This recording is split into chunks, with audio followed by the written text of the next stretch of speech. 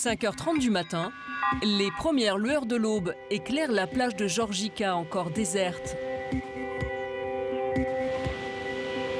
Ce 4x4 qui s'avance sur le sable, c'est celui de Xavier. Ce Français originaire de Bordeaux s'est installé dans les Hamptons comme coiffeur. C'est dans ce petit coin de paradis qu'il aime commencer ses journées avant d'aller travailler. C'est juste pour le plaisir, c'est que du plaisir. Oh! Et voilà. C'est ça que j'adore. La surprise, ça dure 1 millième de seconde. Voilà. Bon, c'est un petit, hein. Ça se garde pas, ça se relâche. Après une petite heure les pieds dans l'eau, Xavier termine sa partie de pêche gonflée à bloc. J'ai la super belle vie, bien sûr. Je suis hyper heureux. Ça vaut le coup ici. Je me fais pas chier. Non, c'est top, c'est top. Il y a la mer, il y a le boulot, il y a les nanas. Voilà, c'est tout. Ça vaut le coup. Voilà. Allez. Apprenti dès l'âge de 13 ans, Xavier n'aurait jamais imaginé qu'il coifferait un jour l'élite new-yorkaise dans les Hamptons, l'un des endroits les plus huppés de la planète. Les Hamptons, c'est une micro-région à 3 heures seulement du tumulte de New York. Situé à l'extrémité de la presqu'île de Long Island, ce petit coin de campagne et de mer est devenu en 20 ans le lieu de villégiature favori des plus grosses fortunes américaines. Des stars comme Robert De Niro ou Madonna y possèdent une maison et Barack Obama y passe ses vacances. Partout, des propriétés à couper le souffle. Parmi elles, l'une des plus chères au monde, estimée à 250 millions d'euros. Elle appartient à un richissime industriel américain et compte 6000 mètres carrés, 29 chambres et 39 salles de bain. Mais attention, ici, pas de bling-bling ni de luxe tape à l'œil. Ce que les millionnaires recherchent avant tout, c'est la tranquillité et l'authenticité. Ils se promènent en basket et en tongs, ressemblent à monsieur ou madame tout le monde. Mais ils sont traders ou hommes d'affaires influents. Ils ont leurs codes et leurs petites habitudes, comme de laisser leurs chaussures à l'entrée de la plage. Une poignée de Français ont conquis cet Eldorado pas comme les autres. Comme Marie, businesswoman multicasquette. Put some green, shit. Put some green with it. Catch me. Come on, man, faster. Pour réussir, Bérangère a choisi l'immobilier. Elle travaille dans l'une des agences les plus prestigieuses des Hamptons. Vous aimez la maison? Elle est fabuleuse. Vous aimez la maison? Elle est géniale. Ici, la French Touch fait un tabac et Pierre le restaurateur en est l'ambassadeur le plus populaire. Ouais, j'ai fait un dîner avec 12 personnes. Et au bar, ils avaient un bar de caviar. Ces Français sont devenus les chouchous des Hamptons, l'un des endroits les plus riches et décontractés des États-Unis.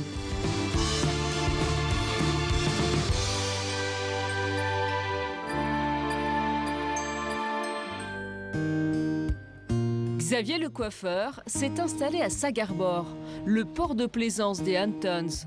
C'est dans ce petit coin des États-Unis ultra privilégié que ce fils d'immigré espagnol a construit son succès et vit aujourd'hui son rêve américain.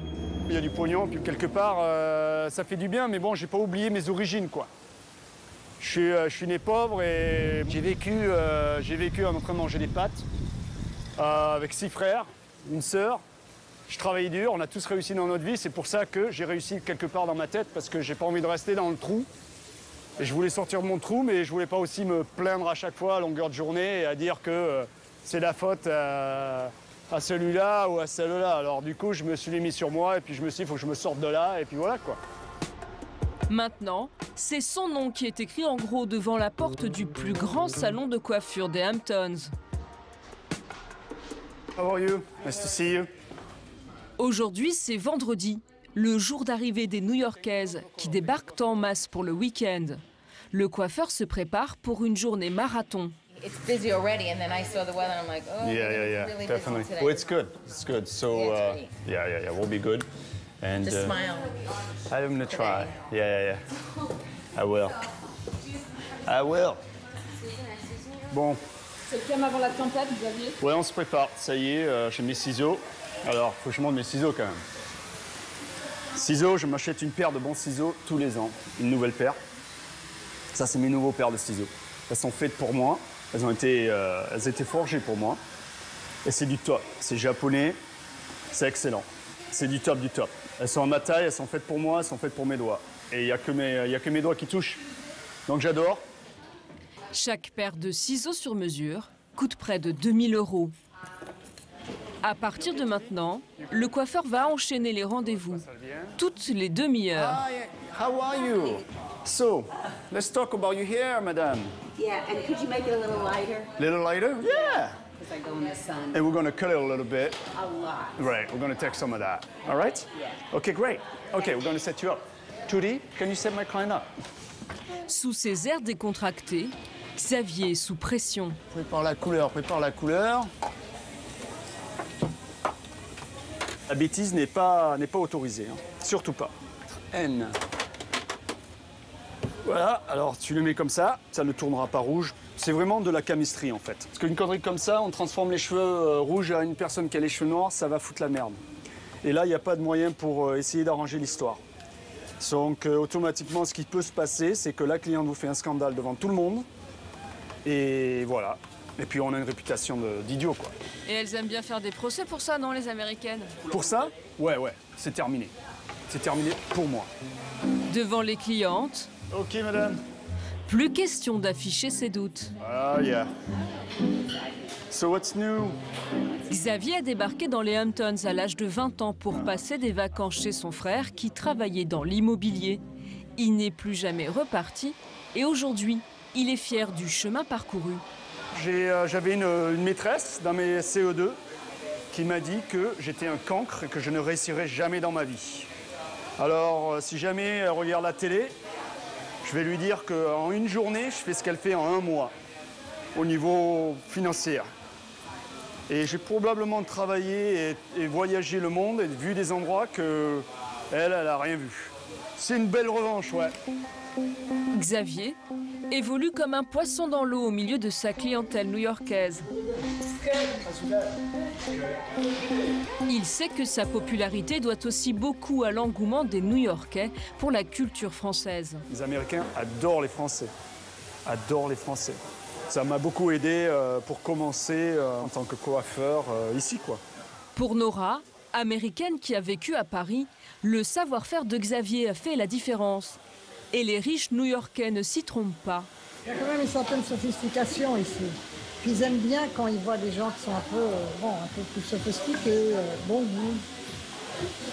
Même si ils n'ont pas toujours bon goût, ils reconnaissent le bon goût. Avec un client toutes les demi-heures, les journées de Xavier respectent une mécanique bien huilée. On va voir que notre prochaine cliente. Au moindre grain de sable, comme une cliente en retard, le coiffeur bouillonne.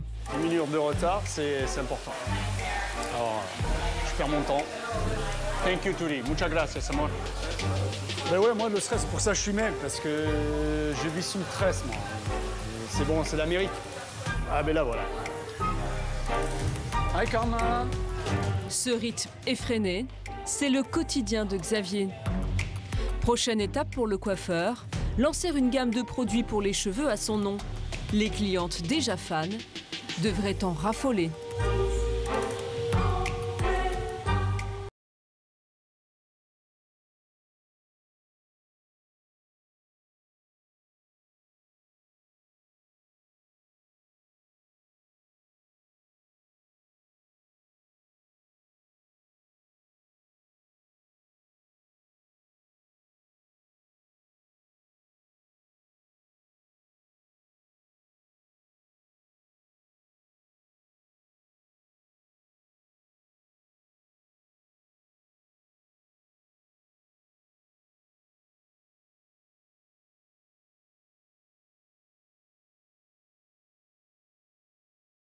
Première grosse commission. J'ai participé à des ventes, mais j'ai pas fait ma vente encore, ma propre vente. Ça faisait cette maison là-bas, elle est à 12 millions, mais ça fait 1 an. Je connais même des agents, et, avant de faire leur première affaire, ça a pris 2 ans. Voilà. Donc c'est pas donné à tout le monde. Bérengère pourrait bientôt voir sa carrière décoller. Son patron lui a récemment confié la gestion d'un contrat en or. Le luxueux complexe immobilier Toutrise, évalué à 140 millions d'euros. C'est un site avec 12 lots. Il y a des agents immobiliers qui auraient bien aimé avoir Toutrise? Ah oui, tout le monde s'est disputé. Hein. C'était la compétition. Ouais. C'est une grande chance pour moi, oui. Ici, on peut acheter une maison clé en main, mais aussi un terrain d'1 hectare en moyenne, à condition d'y mettre le prix. Ce lot est disponible. À combien? À 3,9. Celle-là est en vente. Elle est à 9,9. On va construire une maison de 500 mètres carrés, donc un peu plus petite, au mois de septembre. Ce soir, Bérengère espère rencontrer de potentiels acheteurs. Un cocktail est organisé dans une maison du lotissement, à l'architecture typique des Hamptons. Une demeure de 1000 mètres carrés, où l'espace n'est vraiment pas un problème. Plusieurs salons et 8 chambres, avec chacune sa terrasse et sa salle de bain. Bérengère rejoint l'équipe qui vient d'arriver pour préparer l'événement. Hey Chris, how are you? Nice to meet you. La maison est prêtée à un magazine spécialisé dans l'immobilier de luxe pour sa soirée de promotion. Des agents et des investisseurs influents sont conviés. Hi. Yes. Hi. How are you doing? Nice to meet you. Welcome. Hi. L'ambiance se veut chic et décontractée, avec rosé et champagne à volonté, du caviar et même des massages. Pour Bérengère, c'est la vitrine idéale. C'est pas mal de gens dans l'industrie de l'immobilier qui vont parler, qui connaissent peut-être des clients à New York, qui veulent acheter une maison, qui vont penser à eux en voyant cette maison. Donc voilà, c'est pour faire connaître la maison. L'opération Relations publiques peut commencer. Can I help you? So you're with Brown Harris Yes. Stevens? Yeah. Okay. You know? Yeah. Okay. Cool. Or if you know any buyers, please send them. Bérengère continue de prospecter vers le buffet, l'endroit stratégique. What company? RA and Partners. RA and Partners. Yes, email me so we stay in touch. Okay. Sure. That sounds good. Thank you. La jeune femme prend des contacts, mais toujours pas de riches clients en vue. Difficile de savoir qui est qui et de repérer le ou la millionnaire qui pourra s'offrir une maison de rêve à 8,4 millions d'euros. Chaque personne est un acheteur potentiel. How are you? Did you Great like the party. house? You should come in here. It's fabulous. Did you like the house? The house is sensational. You're gonna buy it? No, I don't think I have enough financial backing for that yet. But hopefully one day. Send us some buyers. Okay, I will. Give me a business card. Sure. Hold on. Here. Do you know the price? Here. 9.9, right? 9.4. Where's your name? That's you? Yeah. Where's your cell number? On here? It's right here. Good. You have it. I got Bye. Tout va bien. Mais il faut faire attention parce que pendant ces genres d'événements, il y a pas mal de pique-assiettes aussi, donc il faut se méfier. Mais c'est vrai. Ils viennent pour boire un verre de champagne, avoir des sacs avec des cadeaux, c'est vrai, donc faut faire attention. Mais bon, c'est le jeu, c'est comme ça. Et on ne sait Voilà. pas qui est qui, c'est ça? On ne sait pas qui est qui. Ils n'ont pas de look millionnaire? Non, ils n'ont pas de look millionnaire, justement. Quand ils essayent trop, c'est qu'ils ne sont pas. La vie ne fait pas le moine. Voilà le monsieur qui est là avec ses claquettes et son short, ça c'est plus un acheteur potentiel que... Ah oui? Ah ouais, complètement. Ah oui, parce qu'en fait, ici, Ils sont en vacances. Et donc ils sortent de la piscine, ils sont allés à la plage avec les enfants. Voilà, mais c'est des banquiers, c'est des investisseurs. Donc voilà, ils sont en mode vacances. Une opportunité se présente peut-être pour Bérengère. Nice to meet you. B. Yeah. The listing broker with Chris. Fantastic. I heard you were looking for... L'un des invités a demandé à parler à l'agent immobilier qui s'occupe de la maison. And how much is this one? This one is 9.4. That's right. This is really great. Yeah. This is really great. I own a couple of investments here in the Hamptons, but this one would rent for how much? The whole season? Yeah. I would say maybe like 250. Okay. Yeah. Bérangère a peut-être ferré un bon client. Il ne repartira pas sans prendre sa carte de visite. Il a un client qui est anglais et qui veut quitter l'Angleterre, acheter un appartement à New York et une maison dans les Hamptons. Donc, et investir, c'est-à-dire la louer l'été. Voilà, on verra.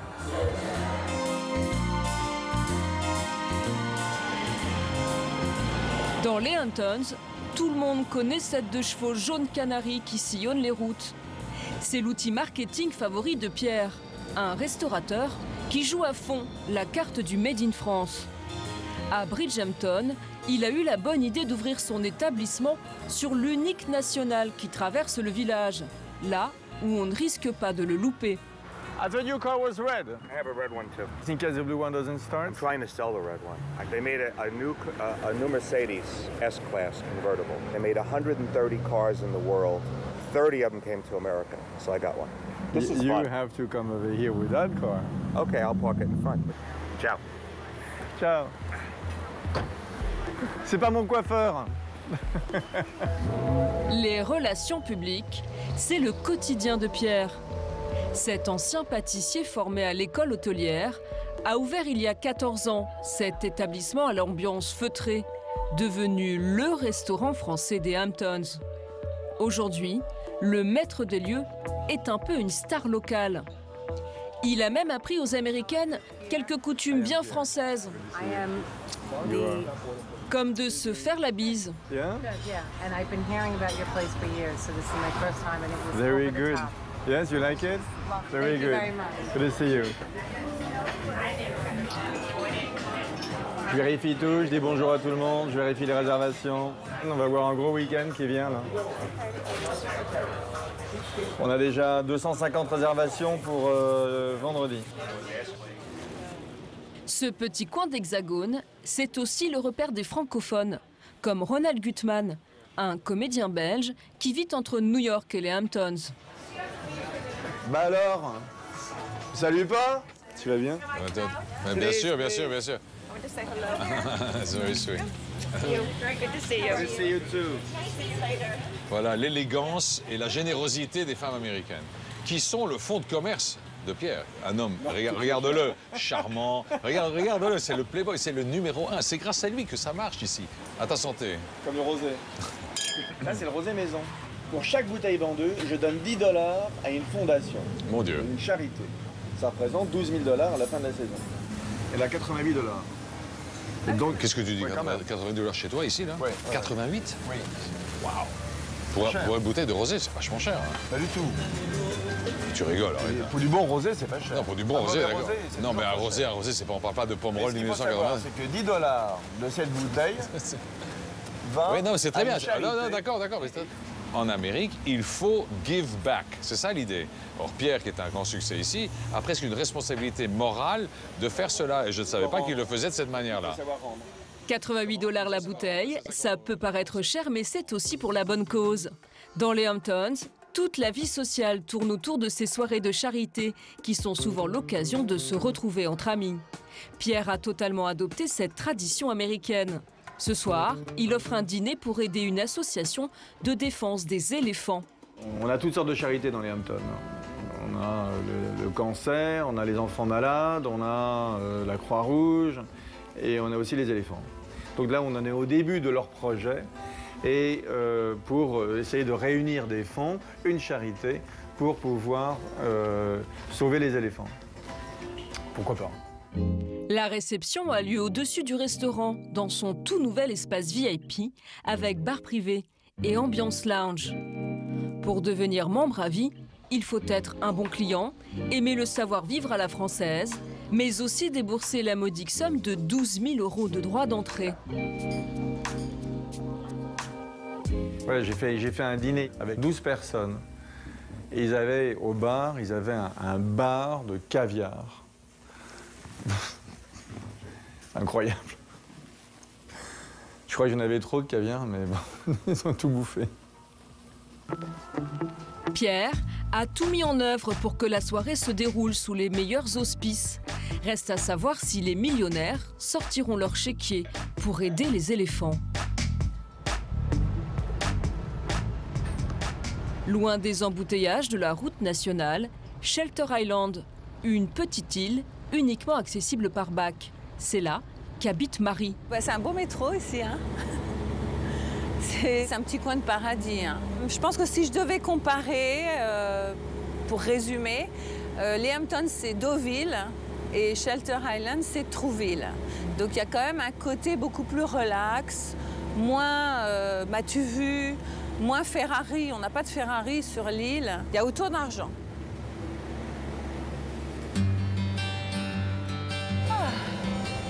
Un peu d'air. L'île s'étend sur 30 km² à peine, dont un tiers sont classés réserves naturelles. C'est le calme et la nature qui séduisent les millionnaires. C'est ici que Marie a commencé, en vendant des vêtements. Donc là, c'est la boutique où j'ai démarré. Toute petite boutique. Toute petite. Un petit peu en profondeur, mais toute boutique. Ça, c'est ma banque qui m'a aidée à me relever, mais à l'époque, elle n'était pas là, la banque. Il y a ma photo dans la banque. Il y a marqué « Success Story ». C'est eux qui m'ont donné mes premiers $10 000. Les 10 000 ont fait 20 000, les 20 000 ont fait 40 000, et voilà. It's history, comme on dit, maintenant. Marie habitait à New York. Le jour de son déménagement vers les Hamptons, elle frôle la mort dans un accident de voiture.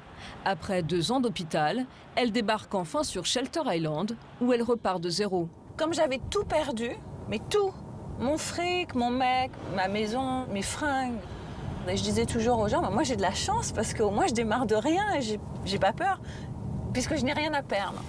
Et c'était vraiment au sens littéral du mot, c'était je n'ai rien à perdre, donc tout est possible. La Française monte d'abord 2 boutiques de vêtements, puis forte de son succès, elle élargit ses activités. Il y a 3 ans, elle a ouvert un café au bord de l'eau, devenu un rendez-vous incontournable sur l'île. Cookies, 24 cookies. Annabelle, t'as pris les cookies? Put some green, shit. Put some green with it. Star tomato mozzarella, por favor. Marie prend les choses en main, dans toutes les langues. Come on, man, faster. Ici, pas de pain de mie américain. Les clients viennent pour la baguette et les recettes françaises cartonnent. Donc ça, c'est des Parisiens. Sandwich parisien, ils adorent. Du bon fromage. Benji! On fait des bifs bourguignons l'hiver, on fait des pot-au-feu, des bifs bourguignons, sont très friands. On en vend en veux-tu en voilà. Le week-end, le petit café traiteur accueille jusqu'à 500 personnes par jour. Les clients prennent à emporter ou mangent sur place des viennoiseries, des sandwichs ou des salades. You're welcome. You're welcome. L'attraction du lieu, c'est la cuisine, mais c'est aussi la maîtresse de maison avec son accent bien franchouillard. Sir, how are you today? Yeah? Why are you coming here? Tell me why you coming here. Croque-monsieur. Croque-monsieur? You like the croque-monsieur? The best. The best? It's the best. We've got a great place here. Au départ, je pense que ça a été un petit peu difficile pour les clients d'apprécier mon caractère français un peu, je veux dire un peu zizi Jean-Mer, un petit peu la gouaille de la rue quand même. Et donc, je leur dis, tu vas quand même pas commencer à me faire chier à 7 h du matin. Et je leur disais. Mais j'ai toujours le sourire quand je dis ça. Et donc, ils s'apercevaient que c'était mon caractère. Bah tiens, viens voir. Come here. Come here. See how I speak to him. Like, come here. It's like not an invitation. I'm very pushy, very other. Sir, what do you think about my place? I think it's better than ever. It gets better every day. Illustre inconnu ou millionnaire comme Kenneth, un architecte new-yorkais de renom, tout le monde file droit. And you, that's all you have to say? This guy is a big shot, you know. Well, I've tried to buy it, you know. He's trying to. I've got to keep the price down. Marie connaît un succès grandissant et elle ne compte pas en rester là. Son prochain défi, préparer un catering pour 150 personnes. Une première pour sa petite entreprise.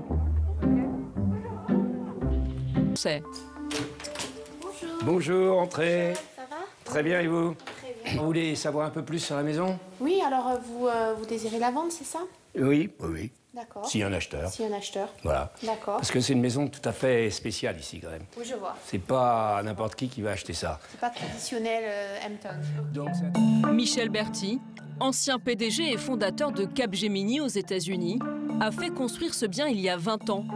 Pas question pour lui d'acheter en préfabriqué. Ce collectionneur d'art voulait une maison de caractère. tout est en bois et c'est très transparent. Plusieurs travaux d'agrandissement se sont succédés, dictés par les goûts et les envies du couple. On a fait ici, par exemple, un dîner assis pour 110 personnes assises à table, avec les maîtres d'hôtel, le bon service, etc. Donc c'est immense, quoi. Et donc, en fait, il y a une deuxième partie. Alors maintenant, c'est ça. Maintenant, il y a une deuxième partie, une deuxième aile. Ça, c'est devenu la partie pour les invités. D'un bout à l'autre, là, c'est 30 mètres de long. Et là, c'est une partie plus romantique. C'est une piscine à déversoir. Cette longueur-là, ça fait 26 mètres. Donc on peut nager. D'accord. Là, le domaine de prédilection de mon épouse, où elle m'invite parfois. Donc, beaucoup de livres. Et alors, moi qui commence à m'essouffler, pour monter, j'ai un ascenseur. C'est très important. Alors, je vous invite. Allez. N'ayez pas peur.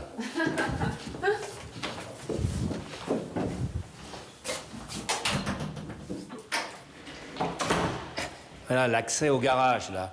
C'est un grand garage. Combien de voitures? On pourrait y en mettre 8 ou 9. 8 ou 9? Oui, vous ne croyez pas? Regarde. C'est bien pour un collectif. Un grand garage, c'est un atout pour Bérangère, qui connaît la passion des millionnaires pour les voitures de luxe. Effectivement, j'avais un ami qui collectionnait les vieilles voitures. Il était toujours en train de rechercher les garages chez les uns et chez les autres. C'est rare, un grand garage. Ça, ici, Michel finit la visite à l'étage avec le clou du spectacle. La vue sur le jardin, ça vous fait mieux comprendre la maison. Donc ça donne une perspective. Magnifique. Voilà l'étage, comment on dit en français, l'étage des maîtres. Ah, quelle horreur. Bérangère semble sous le charme de cette maison au goût très français.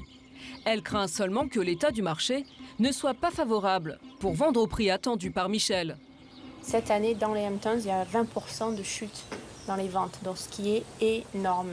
Maintenant, c'est le marché des acheteurs et pas le marché des vendeurs. Les petites maisons, en dessous de 2 millions, ça se vend. Ça se vend comme des beaucoup. petits pains. Ouais. Moi, on m'a dit, cette maison, il faut trouver de l'acheteur. Il y en a 1 ou 2 par an, comme ça, mais il faut le trouver. Et la difficulté, c'est de faire connaître, pour que cet acheteur se manifeste. Pendant ce temps-là, Marie-Ève, la femme de Michel, s'affaire à la préparation d'une soirée de charité. Hello, nice to meet you. I'm Mrs. Bertie. Thank you for coming. My name's Eric. Une soirée qui leur tient particulièrement à cœur. Elle est organisée au profit de l'Arche, une association d'aide aux jeunes adultes handicapés, comme leur fille cadette Aurore, 26 ans. Ok, bon ben ça y est, donc voilà, tout est prêt et je vais me préparer. Plus de 80 invités sont conviés. Hi Jack. Good to see you, my friend. À 18 h, les membres de l'association arrivent. Hi Jean-Paul. My man. Hey my friend, give me 5. How are you? Ce que Marie-Ève et Michel n'avaient pas prévu, c'est la séance de bricolage pour monter les bannières. At least this one was there. So that could be a beginning. Michel? Yes.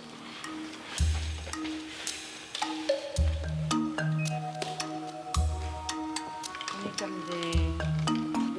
Grand patron du CAC 40 ou pas, ce n'est pas toujours facile de monter des meubles en kit. Pas question de s'avouer vaincu. Tout doit être parfait. L'association se bat encore pour récolter 250 000 € pour finir la maison qui doit accueillir les jeunes handicapés. Hey Jean-Paul. Jean-Paul, how are you? Hey my man. Veronica, how are you? Pour atteindre cet objectif, près de l'entrée, des formulaires de promesses de dons glissés dans des enveloppes, judicieusement pré-timbrées. Parmi les amis du couple, le promoteur new-yorkais David Valentas. Sa fortune personnelle est estimée à 2 milliards d'euros. So we said when we prepared this meeting, it's just a thank you meeting. So we don't ask for anything. But if you want to give, et voilà. Viens voir le film. Oui, d'accord. Pour que les donateurs voient comment leur argent est utilisé, Michel a pensé à tout. It's what we call work in progress. Un clip sur la maison et la progression des travaux tourne en boucle dans la salle de cinéma, sous l'œil bienveillant du couple Valentas. Ce sont eux qui ont offert les premiers 350 000 € pour acheter la maison. Nous connaissons Aurore depuis qu'elle est toute petite. Et nous sommes amis avec les Bertie depuis des années. On n'a pas pu résister à l'idée de les aider. David a tout de suite dit « Je m'en occupe ». Il est très généreux. Je ne vais pas emporter mon argent dans la tombe, vous savez. Le cocktail semble un succès. Michel est rassuré. L'ambiance était bonne, l'objectif était atteint, c'était de dire on dit merci à ceux qui nous aident, mais il y a toujours à faire. Les invités repartent avec ou sans enveloppe. Certains n'ont pas attendu pour se montrer généreux. Une bienfaitrice a proposé d'équiper entièrement les 4 chambres et leur salle de bain. Un joli cadeau de 25 000 €. Retour chez Marie, où tout le monde se bouscule en cuisine. C'est le bordel. C'est ce soir qu'a lieu le catering de 150 personnes. C'est énorme, hein, les proportions. Il faut assurer le service à la boutique et préparer le buffet du soir en même temps. Et la brigade n'a que 3 heures devant elle. Give me another one. Donc là, c'est le travail à la chaîne. C'est pas facile, hein? Et la cuisine pour 2, c'est facile. Pour 4, c'est un peu moins facile. Pour 150, c'est l'horreur. Un petit peu l'horreur. Pour que ça soit bon, pour que ça reste de qualité. On peut dire que vous allez en baver ou pas? Ouais, on en bave déjà, on dort pas la nuit. Mais il y a pas toute l'île, mais il y a une partie de l'île qui va être là. Donc en plus, c'est notre réputation qui est en jeu. El salmon is cooked. Can you put it in? On s'est mis dans la mer tout seul. Mais il est là pour nous aider, elle est là pour nous aider. Voilà, coupe bien le poulet. Je vais chercher un plat. Mais là, problème, Leslie est en retard sur le timing et les potirons sont loin d'être prêts. C'est finito? Les plateaux, c'est finito, non? 2h30. Marie doit prendre les choses en main pour accélérer la cadence. Je vous sens un peu inquiète. Ouais, parce que elle est lente. Et donc, je pensais que ça serait déjà presque fini et c'est pas fini.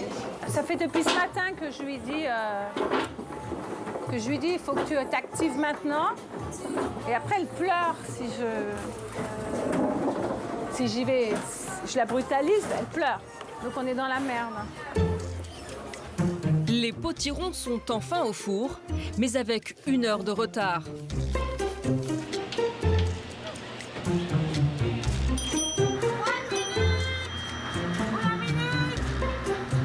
Marie va devoir rester pour superviser la suite des opérations, pendant qu'Annabelle, sa chef de cuisine, va commencer le service sur place. La soirée est organisée par la Société historique de Shelter Island. L'ambiance paraît champêtre et bon enfant. Malgré cette décontraction apparente, la majorité des invités propriétaires de maisons sur l'île sont des clients de Marie. De quoi remettre un coup de pression à Annabelle. Attention, on monte petit à petit. On n'a pas le droit à l'erreur. On peut plus reculer là. Le dîner doit être servi dans moins d'1 heure. Lobster roll. Mais les plats chauds ne sont toujours pas là. Annabelle envoie les derniers petits fours. Marie fait son arrivée juste à temps, visiblement un peu tendue. That's corn. Oops. Yeah. Hello. That's corn. So you separate, right? Le service va pouvoir commencer à quelques ajustements près. C'est quoi ce bordel? Ça, c'est quoi? Cauliflower, butternut. Et pourquoi on met pas 2 plats, là? Si, mais 2 plats. Si Marie est aussi exigeante ce soir, c'est qu'elle risque gros. Dans les Hamptons, le bouche à oreille va très vite. Les gens peuvent être cassants ici? Ah oui, ils sont méchants. Ah non, non, ils sont méchants. Non, vous rigolez. Non, non, je rigole pas. Non, non, ils peuvent être très méchants. Non, non. I'm ready. My doctor. Oui, c'est vrai. I only care for you. Thank you. I have everything you need in my car. Thank you. Thank you. On peut travailler c'est comme lui. I'm beautiful. It's a little bit Beautiful, you're beautiful. Donc, elle porte une de mes robes. Ils peuvent être super gentils, comme ils peuvent être super cassants, et ça, c'est vraiment un risque. Bon, je vais travailler, hein. Mais pression ou pas, Marie n'en perd pas son humour légendaire. Non, it's disgusting. Oh, that's perfect then. Elle saura dans moins d'1 heure si sa cuisine a plu aux invités.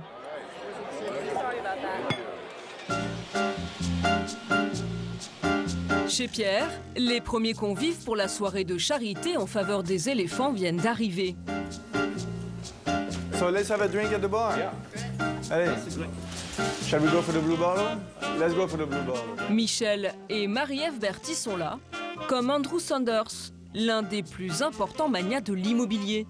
La valeur cumulée des propriétés qu'il gère dans les Hamptons dépasse les 2 milliards d'euros. C'est Alexandra qui va plaider ce soir la cause des éléphants. Marie-Ève, ton éléphant, voilà. Tu es ici. Christine. Et c'est Pierre qui va présider la soirée et jouer les animateurs. Thank you very much. Thank you for all coming. Santé, santé, bonheur. So tonight it's about charity and elephants.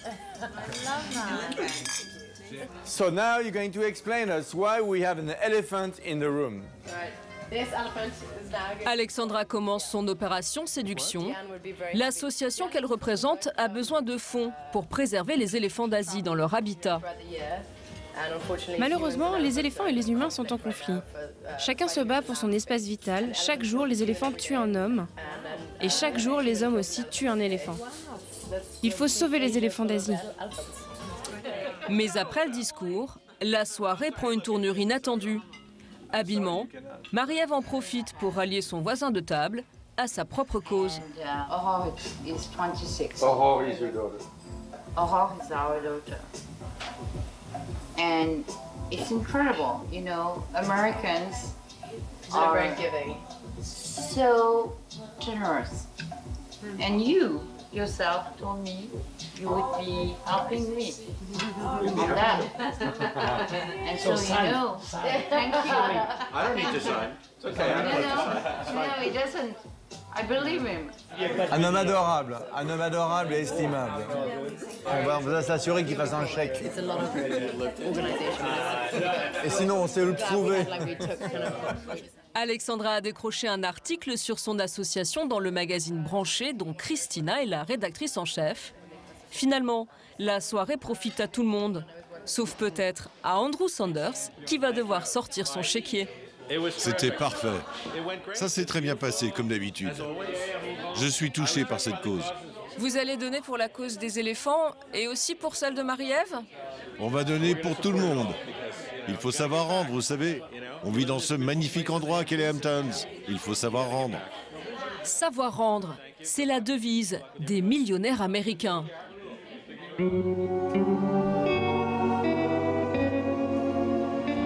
Sur Shelter Island, le dîner servi par Marie touche également à sa fin. Le moment choisi par l'organisatrice pour livrer le verdict tant attendu. I have to tell you, the food this year was just wonderful. It's the best food we've had since we've started this event. Thank you. Best food in 4 years. Thank you very much. And I'm not just saying it for myself. I've been walking around and everyone is just so pleased. Thank you so much. That mushroom I'm going to cry now. No, don't cry. No, no. Don't cry. Yes, I am. Especially don't cry into the dessert. Please stressed. Oof. I know. I was tense all day, even if I look relaxed. And you know, your staff was very nice. Thank you. Thank you very much. That's enough now. Very good. Very good. We love having you. Marie a relevé le défi d'organiser son premier catering pour 150 personnes. Un succès qui ne fait que confirmer la réussite des Français dans les Hamptons.